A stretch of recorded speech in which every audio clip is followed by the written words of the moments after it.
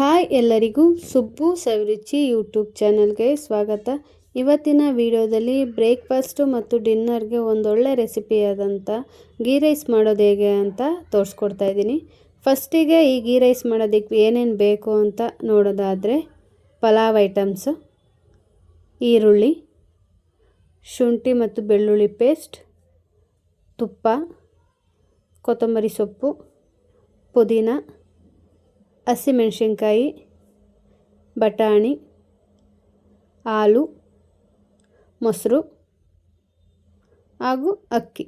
ಇಷ್ಟೆಲ್ಲ ingredients ready ಮಾಡಿಟ್ಕೊಂಡಾದ್ಮೇಲೆ ghee rice ಮಾಡೋದನ್ನ start ಮಾಡ್ಕೊಳ್ಳೋಣ. ಫಸ್ಟಿಗೆ ಕುಕ್ಕರಿಗೆ ತುಪ್ಪನ ಹಾಕೋತಾ ಇದ್ದೀನಿ. ಒಂದು 5ರಿಂದ 6 ಸ್ಪೂನಷ್ಟು ತುಪ್ಪ ಹಾಕೋತಾ ಇದ್ದೀನಿ. ಬರೀ ತುಪ್ಪನೇ ಹಾಕ್ಬೇಕಂತೇನಿಲ್ಲ, ಅರ್ಧ ಎಣ್ಣೆ ಅರ್ಧ ತುಪ್ಪ ಹಾಕ್ಕೊಂಡ್ರೂ ನಡೆಯುತ್ತೆ. ನಾನಿಲ್ಲಿ ತುಪ್ಪ ಅಷ್ಟೇ ಹಾಕೋತಾ ಇದ್ದೀನಿ. ತುಪ್ಪ ಚೆನ್ನಾಗಿ ಕಾದ ನಂತರ ಅದಕ್ಕೆ ಪಲಾವ್ ಐಟಮ್ಸ್ನ ಹಾಕೋತಾ ಇದ್ದೀನಿ.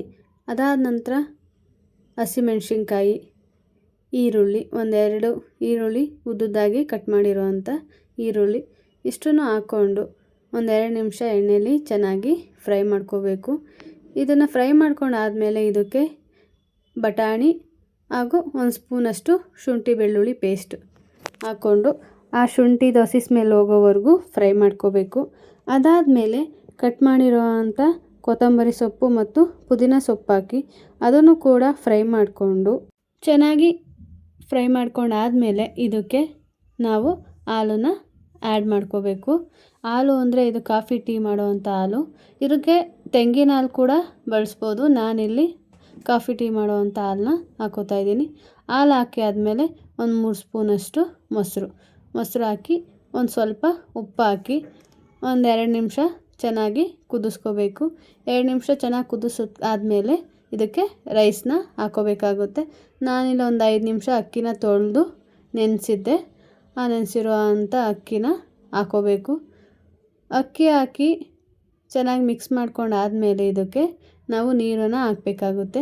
ಅಕ್ಕಿ ಎಷ್ಟು ಹಾಕಿರುತ್ತೋ ಅದ್ರ ಡಬಲ್ ನೀರು ಹಾಕಬೇಕಾಗುತ್ತೆ. ನಾನಿಲ್ಲಿ ಈ ಗ್ಲಾಸಲ್ಲಿ 1.5 ಗ್ಲಾಸು ಅಕ್ಕಿ ಹಾಕಿರೋದ್ರಿಂದ 3 ಗ್ಲಾಸಷ್ಟು ನೀರನ್ನು ಹಾಕೋತಾ ಇದ್ದೀನಿ. ನೀರೆಲ್ಲ ಹಾಕಾದ್ಮೇಲೆ ಚೆನ್ನಾಗಿ ಮಿಕ್ಸ್ ಮಾಡಿ ಮತ್ತು ಉಪ್ಪು ಖಾರ ಎಲ್ಲ ಚೆಕ್ ಮಾಡಿ ಎಲ್ಲ ಕರೆಕ್ಟಾಗಿದೆಯಾ ಅಂತ ಒಂದು ಸಲ ಚೆಕ್ ಮಾಡಿ, ಏನಾದರೂ ಕಮ್ಮಿ ಇದ್ದರೆ ಸ್ವಲ್ಪ ಹಾಕ್ಕೊಂಡು ಲಾಸ್ಟಿಗೆ ಕುಕ್ಕರ್ ಕ್ಯಾಪ್ ಕ್ಲೋಸ್ ಮಾಡಿ 1-2 ವಿಷಲ್ ಕೂಗಿಸ್ಕೊಂಡ್ರೆ ಸಾಕಾಗುತ್ತೆ. ರೈಸ್ ಕೂಡ ಚೆನ್ನಾಗಿ ಬೆಂದಿರುತ್ತೆ. ನಾವು ಹಾಲು ಮೊಸರು ಎಲ್ಲ ಹಾಕಿರೋದ್ರಿಂದ ರೈಸ್ ಕೂಡ ಹುಡಿಯಾಗಿ ಚೆನ್ನಾಗಿ ಬರುತ್ತೆ. 2 ವಿಷಲ್ ಕೂಗಿಸ್ಕೊಂಡ್ರೆ ಸಾಕಾಗುತ್ತೆ. ವಿಷಲ್ ತಣ್ಣಗಾದ್ಮೇಲೆ ನೋಡ್ಬೋದು ಗೀ ರೈಸ್ ಹೇಗಾಗಿದೆ ಅಂತ. ರೈಸ್ ಕೂಡ ಹುಡಿಯಾಗಿ ಆಗಿದೆ. ಈ ರೀತಿಯಾಗಿ ಮಾಡಿದ್ರೆ ಟೇಸ್ಟ್ ಕೂಡ ಚೆನ್ನಾಗಿರುತ್ತೆ ಆ್ಯಂಡ್ ಈಸಿ ಕೂಡ ಈ ಗೀ ರೈಸ್ ಮಾಡೋದು. ಇದನ್ನು ಬ್ರೇಕ್ಫಾಸ್ಟಿಗೆ, ಲಂಚಿಗೆ, ಡಿನ್ನರಿಗೆ ಎಲ್ಲ ಟೈಮಲ್ಲೂ ಕೂಡ ಈ ಗೀ ರೈಸ್ನ ಮಾಡ್ಬೋದು.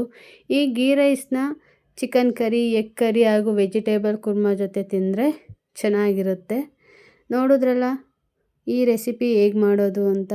ನೀವು ಕೂಡ ಒಂದ್ಸಲ ಟ್ರೈ ಮಾಡಿ ಅಂತ ಹೇಳ್ತಾ, ಈ ವಿಡಿಯೋ ನಿಮಗೇನಾದರೂ ಇಷ್ಟ ಆಗಿದ್ದರೆ ಲೈಕ್ ಮಾಡಿ, ಶೇರ್ ಮಾಡಿ ಆ್ಯಂಡ್ ಕಮೆಂಟ್ ಮಾಡಿ.